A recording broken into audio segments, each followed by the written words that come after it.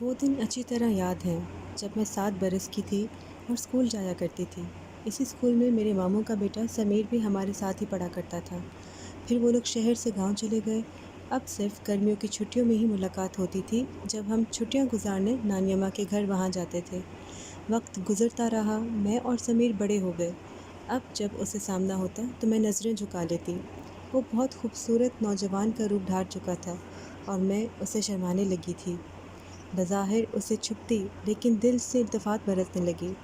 ماموں جان شہر میں ملازمت کرتے تھے، گاؤں میں تھوڑی سی زمین پر گزارا تھا۔ کھیتی باڑی میں سمیر باپ کا ہاتھ بٹایا کرتا تھا، تب ہی 8ویں کے بعد اس کو تعلیم چھوڑنی پڑی۔ گھریلو حالات کی وجہ سے وہ شہر آ کر ایک فیکٹری میں ملازم ہو گیا۔ 1 سال تک ہمارے گھر نہ آ سکا۔ ایک روز آیا تو امی جان نے بہت خوشی سے اس کا استقبال کیا اور خوب آؤ بھگت کی۔ میں اس کو دیکھ کر خوشی سے نہال تھی، جیسے پرسوں کا انتظار آج ختم ہو گیا ہو۔ امی نے مجھے کھانا پکانے کی ہدایت کی اور خود اس سے باتیں کرنے لگی۔ میں نے کان دھرے تو سنا، وہ کہہ رہی تھیں، بیٹا مجھے نور بانو کی شادی کی بڑی فکر ہے، جانے کب اچھا ور ملے اور کب اس کی شادی ہو، وغیرہ وغیرہ۔ میں نے دیکھا وہ امی جان کی باتیں بڑی غور سے سن رہا ہے، جیسے کوئی کسی کا کہا دل کے کانوں سے سنتا ہے۔ وہ سمجھ گیا تھا کہ امی کیا پیغام دینا چاہ رہی ہیں۔ لڑکی کی ماں اور اس سے زیادہ کیا کھلے لفظوں میں کہہ سکتی تھی۔ گھر جا کر اس نے اپنی ماں سے تذکرہ کیا کہ وہ پھوپھی کے گھر گیا تھا اور پھوپھی اپنی بیٹی کی شادی کرنا چاہتی ہیں۔ اس نے ماں سے کہا، اماں تم دیر مت کرو اور فوراً جاؤ، میری شادی نور بانو سے طے کر دو، اب میں برسر روزگار ہوں۔ یہ الفاظ سن کر وہ آگ بگولا ہو گئی۔ بولی، ہرگز نہیں، مجھے تیری پھوپھی پسند ہے اور نہ ہی اس کی بیٹی نور بانو۔ میں تیری شادی اپنی بھانجی نرمین سے کروں گی۔ نرمین سمیر کو قطعاً پسند نہیں تھی، لہٰذا وہ خاموش ہو گیا اور کچھ روز ماں کے پاس رہ کر واپس شہر چلا گیا۔ جب ممانی ہمارے گھر کافی دن نہ آئیں تو ماں خود ہی ان کے گھر ایک روز چلی گئی اور پوچھا، کیا تم نے بیٹے کا رشتہ کرنا ہے؟ میری نور بانو بھی بڑی ہو گئی ہے اور میں اس کی شادی کے بارے میں سوچ رہی ہوں۔ امی جان کی بات سن کر مامی کے تیوروں پہ بل پڑ گئے۔ کہنے لگی، تم اپنی بیٹی کی شادی جہاں چاہو کر دو، میں سمیر کی شادی اپنی نرمین سے ہی کروں گی۔ تم ادھر کی آس مت رکھنا، خواہ وقت ضائع کرو گی۔ مایوس ہو کر امی لوٹ آئیں۔ اپنی بھابھی سے ان کو اس جواب کی امید نہ تھی، لیکن ٹکا سا جواب سن کر انہوں نے فوراً دوسرے رشتے کی تلاش شروع کر دی۔ جلد ہی امی کو میرے لیے ایک رشتہ مل گیا اور انہوں نے شادی کی تاریخ رکھنے میں دیر نہیں کی۔ پل بھر میں تاریخ طے ہوئی تو چٹ منگنی پٹ بیاہ ہو گیا۔ شادی کے روز میں اتنا روئی کہ میں بے ہوش ہو گئی، مجھے خبر نہ ہوئی کہ میری شادی ہو رہی ہے۔ اسی حال میں ایک بے جان مورتی کی طرح سجا سنوار کر مجھے رخصت کر دیا گیا۔ یہ اتفاق تھا کہ جس شخص سے میری شادی ہوئی وہ اسی فیکٹری میں مینیجر تھا، جہاں ایک ادنیٰ ورکر کی حیثیت سے سمیر کام کرتا تھا۔ سمیر کو خبر نہ تھی کہ میرا شوہر اسی فیکٹری میں کام کرتا ہے۔ وہ اس کو نہیں پہچانتا تھا کیونکہ کبھی آمنا سامنا ہی نہ ہوا تھا۔ ایک روز میں اپنے شہر کے شوہر کے ساتھ موٹر سائیکل پر فیکٹری کے نزدیک جا رہی تھی کہ سمیر نے مجھے دیکھ لیا۔ وہ ٹھٹک گیا۔ میں بھی حیران اور گمسم اس کو دیکھ رہی تھی کہ میرے شوہر عادل نے سوال کیا، نور بانو کیا دیکھ رہی ہو؟ میں نے کہا، یہ میرے ماموں کا بیٹا ہے، اسی فیکٹری میں کام کرتا ہے، اسی کو دیکھ رہی تھی۔ یہ سن کر عادل اس کے پاس گئے، دعا سلام کی، خیریت پوچھی اور پھر ان کو اپنے ساتھ گھر لے آئے۔ ہمارا گھر فیکٹری کے نزدیک تھا، لہٰذا وہ ہمارے ساتھ ہی آ گیا۔ مجھے کہا کہ کھانا بناؤ، تمہارا عزیز ہمارے گھر آیا ہے۔ میں کچن میں جا کر کھانا بنانے لگی۔ دل میں خوشی تھی کہ میرے شوہر نے میرے رشتہ داروں کو اتنی عزت دی ہے، اور اداس بھی ہو گئی کہ اتنے دنوں بعد اپنے من چاہے انسان کو دیکھا تھا۔ اس روز عادل اور سمیر دوستانہ انداز میں باتیں کرتے رہے۔ کھانا تیار ہو گیا تو میں نے کھانا لگا دیا۔ دونوں نے کھانا کھایا اور پھر سمیر دوبارہ آنے کا وعدہ کر کے چلا گیا۔ اب مجھے اس کے آنے کا انتظار رہنے لگا۔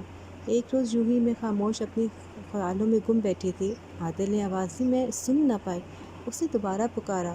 جب دوبارہ جواب نہ ملا تو اس نے چیخ کر کہا، کس کے خیالوں میں کھوئی ہو، اس دنیا میں نہیں ہو کیا، کیوں جواب نہیں دے رہی؟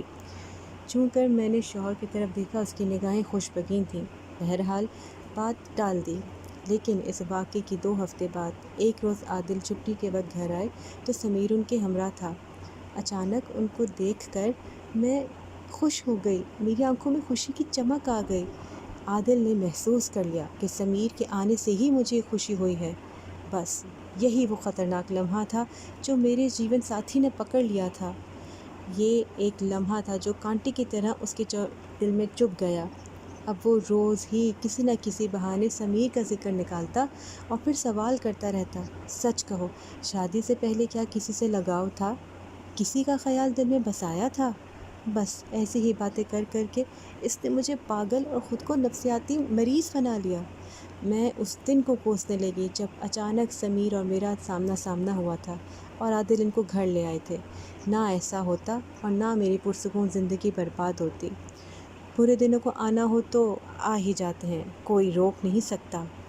ایک دن عادل نے کسی بات پر غصے ہو کر مجھے تھپڑ مارا اور خود گھر سے چلے گئے۔ میں چولہے کے پاس بیٹھی رو رہی تھی کہ اسی وقت اچانک سمیر آ گیا۔ آتے ہی اس نے عادل کے بارے میں دریافت کیا۔ میں نے پلکیں اٹھا کر اس کی طرف دیکھا، آنسو گرنے لگے۔ وہ گھبرا گیا، پوچھا تمہیں کیا ہوا ہے، تم کیوں رو رہی ہو؟ میں نے کہا کچھ نہیں، بس یوں ہی امی کی یاد آ رہی تھی۔ وہ اصرار کرنے لگا کہ سچ بتا دو، کیا بات ہے؟ اتنے میں میری ساس آئیں۔ سمیر کو دیکھا تو خوشبگی نگاہوں سے اس نے گھوریں لگیں اور پھر خواہ مخواہ باتیں سنا دیں۔ اس صورتحال سے سمیر گھبرا گیا اور باہر نکل گیا۔ اس دن کے بعد میرا جی بےکل رہنے لگا، اب کسی پل چین نہیں آتا تھا۔ سوچتی تھی آخر یہ کیا ہوا، آخر میرا کیا قصور ہے جس کی سزا مجھے مل رہی ہے۔ بے شک میں سمیر سے محبت کرتی تھی، وہ بھی مجھے پسند کرتا تھا، مگر ہمارا یہ رشتہ اور تعلق بالکل پاک اور صاف تھا اور اس رشتے کا کسی کو علم نہ تھا۔ سوچتی تھی اے کاش ممانی مجھ پر رحم کرتی اور میری شادی سمیر سے ہو جانے دیتی تو آج مجھے جنت مل جاتی، مگر اس کی ضد کی وجہ سے ہم دونوں برباد ہو گئے تھے۔ اب شادی شدہ تھی، مجبور تھی، لیکن اپنے گھر کو کسی طور پر برباد نہیں کرنا چاہتی تھی۔ کبھی سوچتی تھی کہ سمیر کو منع کر دوں کہ وہ ہمارے گھر نہ آیا کرے، اس کا آنا اب میرے لیے سخت نقصان اور بربادی کا سبب بھی ہو سکتا تھا۔ سمیر بھی ان دنوں کچھ بے چین سا تھا، مجھے روتا دیکھ کر وہ پریشان رہنے لگا تھا۔ تبھی ایک دن اس وقت آیا جب عادل فیکٹری میں کام میں مصروف تھا۔ اس دن ساس نے مجھے بھلا کہا تھا اور میں میلے کپڑوں میں ملبوس بیٹھی چولہے کی راکھ کو رید رہی تھی۔ اچانک سمیر کو دیکھ کر ضبط نہ کر سکی اور رو پڑی، اور وہ بھی پریشان ہوا، پوچھنے لگا سچ بتاؤ کیا بات ہے؟ اس روز بھی میں آیا تو تم رو رہی تھی اور آج بھی، آخر معاملہ کیا ہے؟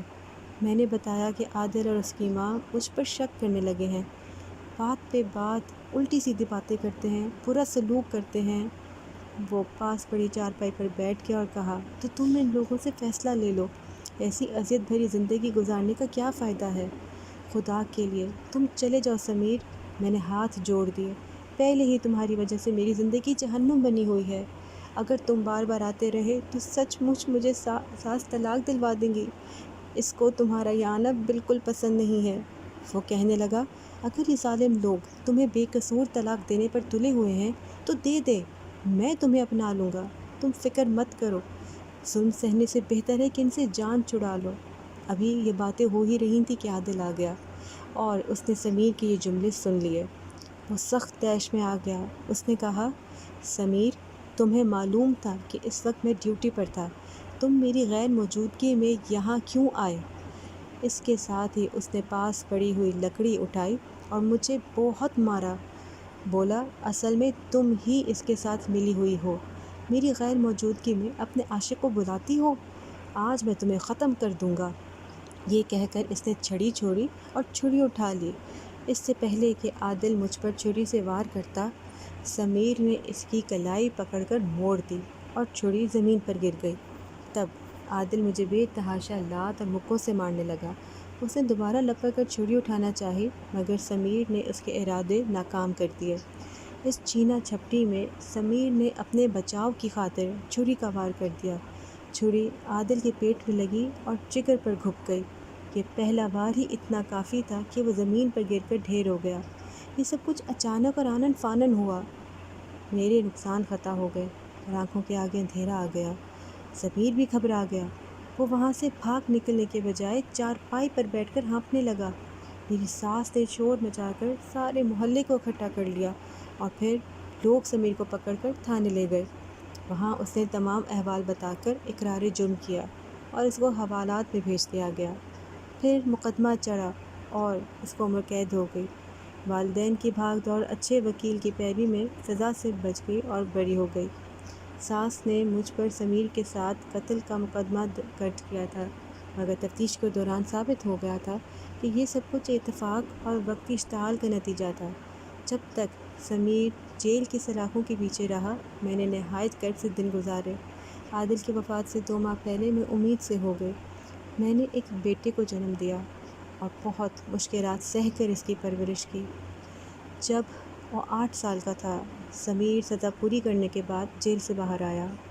اس نے مجھے شادی کی پیشکش کی، مگر میں نے اس کی پیشکش کو رد کر دیا۔ میں نہیں چاہتی تھی کہ جو الزام صحیح نہیں تھا لوگ اس کو صحیح سمجھیں۔ سب یقیناً میرے بیٹے سے یہی کہتے کہ میں نے سمیر سے شادی کی خاطر اپنے شوہر کو قتل کرایا اور اب اپنی آرزو پوری کر لی ہے۔ اس طرح میرا بیٹا مجھ سے غلط عورت جان کر کبھی معاف نہ کرتا۔ میں نے ممتا کی لاج رکھنے کی خاطر یہ قربانی اس لیے دی کہ میں ماں کے مقدس رشتے سے گرنا نہیں چاہتی تھی۔ میں چاہتی تھی چاہے ساری دنیا میرے خلاف ہو جائے، مگر میرا بیٹا مجھے اپنے باپ کا قاتل نہ ٹھہرائے اور میں اپنے بیٹے کی نظروں سے نہ گر جاؤں۔ آج یہ قربانی رنگ لائی ہے اور میرا بیٹا مجھے عزت اور احترام سے ماں کہہ کر پکارتا ہے تو میرا دل ٹھنڈا ہو جاتا ہے۔ ایک ماں کو بھلا اس سے زیادہ کیا چاہیے؟